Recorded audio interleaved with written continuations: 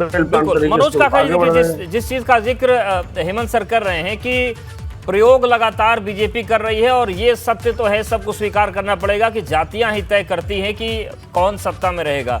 आजमगढ़ में वो प्रयोग सफल रह गया। ऐसे में प्रयोगों का दौर लगातार जारी है, तो क्या इस प्रयोग के दौर को आप लोग देख रहे हैं, समझ रहे हैं, और इसकी काट निकालनी भी जरूरी है? क्योंकि देखिए, समाज सेवा जरूरी है, मुद्दों को उठाना जरूरी है, लेकिन उन मुद्दों पर काम करने के लिए सत्ता में बने रहना भी जरूरी है। देखिए, जो हेमंत सर ने बात कही है वो बहुत अनुभव आधारित इन्होंने बात कहा है, और यही नहीं, ये जो बात कर रहे हैं वो शाश्वत सत्य है।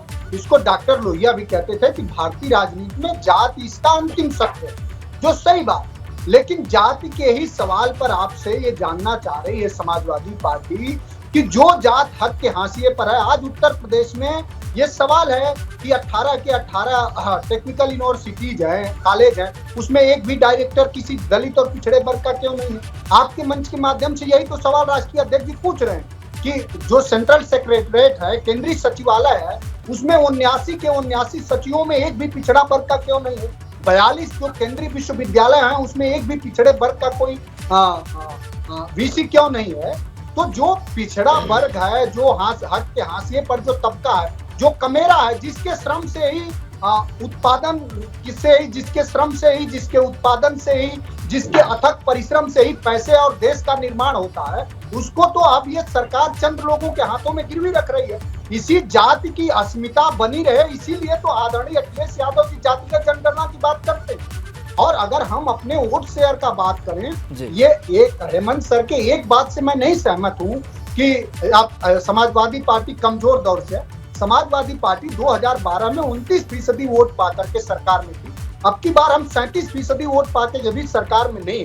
और हेमंत सर के संज्ञान हेतु बताना चाहूंगा, आपके माध्यम से पूरे उत्तर प्रदेश में, खास करके यादव कम्युनिटी का, दलित का, पिछड़े का और अल्पसंख्यक का, हर बूथ पर भारतीय जनता पार्टी के जैसे उसके अधिग्रहण में इस देश के चुनाव आयोग ने काम किया। हर बूथ पे वोट काटे गए, और मैं आपको हजारों बूथों का उदाहरण प्रस्तुत कर सकता हूं। तो आपके माध्यम से मैं ये देश के निर्वाचन आयोग से भी समाजवादी पार्टी ये प्रार्थना करेगी, ये अपील करेगी कि आप ये सुनिश्चित करें कि कम से कम कमेरा और बहुजन वर्ग अपने वोट के अधिकार से न वंचित हो जाए। नहीं तो फिर आप लोकतंत्र को ही, वो जो एक पौधा होता है जो किसी पौधे पे जब चढ़ता है तो उसी को चूस लेता है, और फिर होता है। ठीक है, ये महत्वपूर्ण बात आप कह रहे हैं, अपना और दूसरों का। लेकिन मनोज काका जी, एक छोटा सवाल मेरा ये है कि बताइए, जो हरमोहन यादव के परिवार से भाजपा की करीबी बढ़ रही है, प्रधानमंत्री संबोधित कर रहे हैं, इससे आप मानते हैं कि कोई फर्क पड़ेगा वोट बैंक पर, खासतौर से यादव वोट बैंक? मैं इसको बहुत साधारण शब्दों में कह दूंगा कि अवधेश मिश्रा अगर एबीपी छोड़ के आज तक में चले जाए, टाइम्स नाउ में चले जाए, CNN में चले जाए, इससे एकदम मतलब नहीं निकलता कि एबीपी गंगा का अस्तित्व तो खत्म हो गया।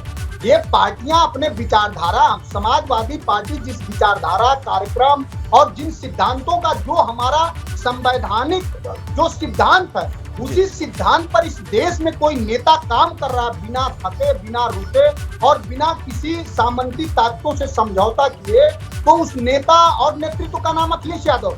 ठीक है, तो मनोज जी, एक सवाल और मेरे मन में आ गया कि ये जो सिद्धांत होता है चुनाव के पहले का, कुछ बात का कुछ होता गया, क्योंकि यही आपका जो हर रंग था गठबंधन का, उस वक्त अखिलेश जी तमाम मंचों से कहा करते थे, देखिए हमारे पास सारे रंग हैं और हम सत्ता में आ रहे हैं, और अब वही रंग जब जा रहे हैं तो फिर आप लोग कहते हैं किसी के जाने से कोई फर्क नहीं पड़ता।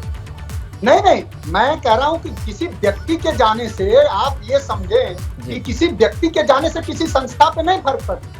जो हमारे सवाल थे, जो हमारे मुद्दे थे, अगर वो कहीं गौण होते आए तो अवधेश जी को पूरा हक है कि वो सवाल करें। अगर हम समझौता कर लें कि जातिगत जनगणना नहीं होनी चाहिए, हम भारतीय जनता पार्टी को सवालों से न घेरे। हम भारतीय जनता पार्टी से पूछना चाहते हैं कि आप अपने बस वैभव का प्रदर्शन ही करेंगे। अभी आज की रिपोर्ट है कि एक साल में जिस पार्टी ने 1000 करोड़ रुपए खर्च किए हो, जिस देश में हंगर इंडेक्स की रिपोर्ट है कि लगभग 27.5 करोड़ लोग, 27-28 करोड़ लोग भूखे सोते हो, उस देश के प्रधानमंत्री 10 लाख के सूट पहनते हो, मैं समझता हूं कि ये कहीं से भी जायज नहीं होगा। ठीक है, ये तमाम सवाल इस पर भी आएंगे। हेमंत तिवारी सर भी लगातार हमारे साथ बने, उनके पास भी जाएंगे, समझेंगे ये राजनीति किस तरफ जा रही है।